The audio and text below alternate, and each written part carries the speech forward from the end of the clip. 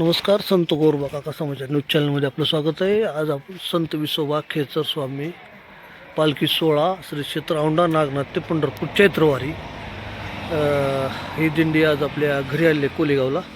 तर आज आपण तेथील मान्यवरांची जी भाविक आहेत त्यांच्याशी आपण संवाद साधणार आहोत.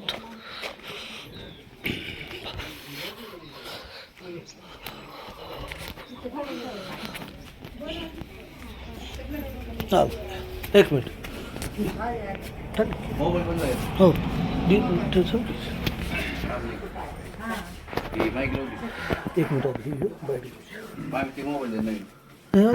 त्यालाही बसत नाही. श्री खेचर स्वामी पालखी सोहळा श्री क्षेत्र औंढा नागनाथ त्यांची ही पालखी आहे.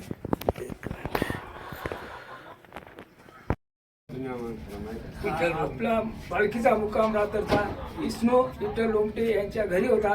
आता इथून प्रस्थान होणार आहे गोरोबा काका ते ढोकीपर्यंत.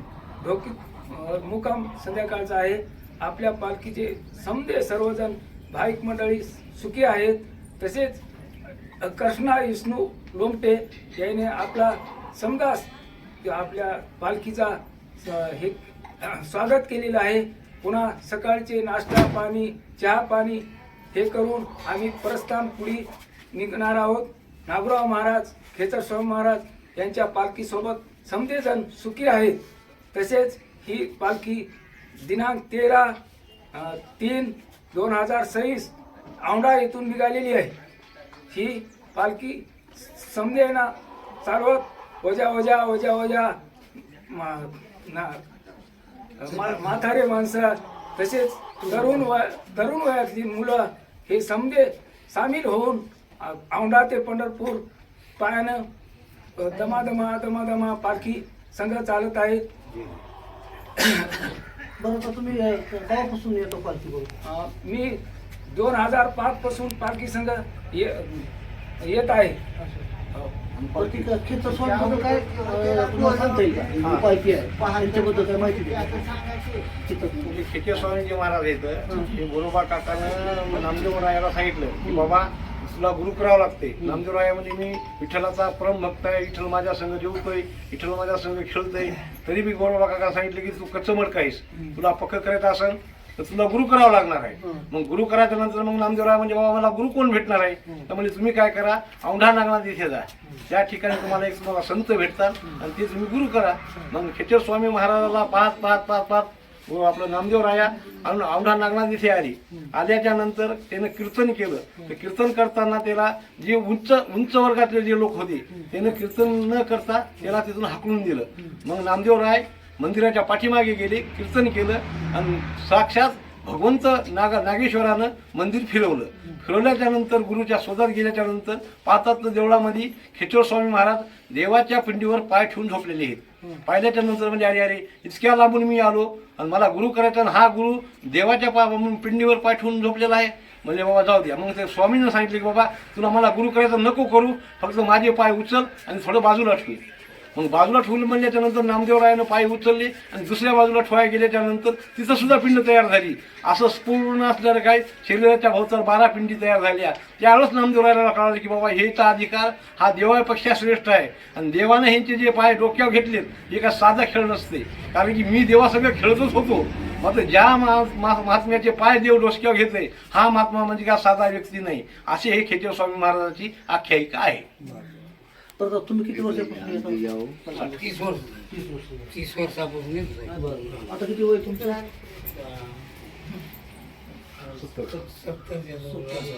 40 वर्षापासून. तुम्ही केव्हापासून येतो? 5 वर्षापासून. 5 वर्ष. अजून काय कोणाला बोलायचं? मला 2 वर्ष, दुसरं वर्ष आहे. बरोबर. कसं वाटतंय चालताना? अनुभव म्हणजे आज या कलियुगामध्ये जे धार्मिक जे धार्मिकची जी परंपरा अशी संत जुने माणसं सुरुवात आहे अशीच ती कायम राहावं असं विठ्ठलाची प्रार्थना.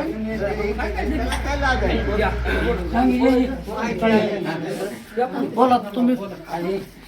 किती वर्ष झालं तुम्हाला? काय मला 4 वर्ष झाली. म्हणजे हे हो का हे विनेकरी आहेत आणि कंटिन्यू विना तुमच्यावर असतो. हो येतावळी बी जातावळी हे 15 दिवस यायचे 15 दिवस विनाचे औंढाचे पंढरपूर आणि पंढरपूरचे औंढा पुन्हा 1 महिना लागतोय आम्हाला. तर हे अशी पालखी आहे की औंढ्याहून पंढरपूरला चालत जाते आणि पुन्हा वापस जाताना सुद्धा पंढरपूर औंढा येते जाते. बरं तिथून वापस किती दिवस लागते पुन्हा? ते 15 दिवस 15 दिवस लागतात. लागतात. जवळपास 2 महिने 1 महिना लागतो. अजून कोणाला बोलायचं पण बघतो. थांबा मी जे जेव्हा लहान होतो त्या टायमाला आमच्या वडिलाच्या मागे लागत होतो. मला येऊ द्या म्हणून पालखी संग. बरोबर. तर बाबाचे नागोराव बाबा म्हणायचे आई नाही रे तुला नंतर चलायचे मोठं झाल्यावर तू आमच्या मागे लागू नको म्हणायचे. तुला विना घ्यायचा ना पताका घ्यायचा काहीतरी घेऊन तुला चलायचंय म्हणायचे बाबा. मग जेव्हा मी करते झालो तर आपण म्हणतात माझ्या गळ्यामध्ये विना पडला. जे बाबाचे जे बोल सुरुवातीचे होते ते बोल आता माझ्या याच्यात झाले. पण आता ही फोटो नागोराव बाबाचा फोटो दिसतेस फोटो करून दिसते. हा काही फोटो श्री नागोराव बाबा त्यांचा आहे. हा ब्रह्म साक्षात्कारी हे असं हे आहे श्री नागोराव बाबा बहादुरे. तर अजून कोण बोलणार आहे? नाव सांगा तुमचं. संभाजी कोरजी घोरे. बरं बरं. किती वर्षापासून येतात? मी 40 वर्षापासून येतो वारीला. देव उपासल्यापासून तुम्ही. बाबाचे उपकार आमच्यावर होतं. असं आहे. आमच्या वडिलाला मुलगा नव्हता. त्याने सांगितलं होतं बाबा तुला 5 मुलं होती. बाप. 5 मुलं झाली. असं आहे. हो का आता त्याची उपकार त्याच्या उपकारामुळं आम्ही हे एवढं त्याच्यासोबत चालत राहत असतो. दरवर्षी येतो, दरवर्षी जातो. हे त्याचे उपकार आहेत आमच्यावर. हीच विनंती. तर हे खेचर स्वामीची पालखी सोहळा होता आणि याचा आपण आता आढावा घेतलेला आहे. आणि आता ही दिंडी आता कोलेगावहून तेरला काकाच्या दर्शनाला जाऊन परत डोकीला येते व उद्यापासून दैनंदिन त्यांचा प्रवास चालू होतो. तर एकादशीच्या 1 ते 2 दिवस आधी ते पंढरपूरला पोहोचतात आणि परत एकादश झाल्यानंतर बारस झाल्यानंतर परत पायी औंढ्याला जातात. हे ह्या पालखीचं महत्त्व आहे. तर धन्यवाद. बोला बोलायचं असलं तर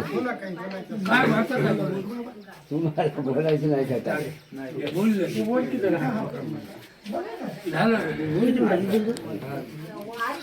चल.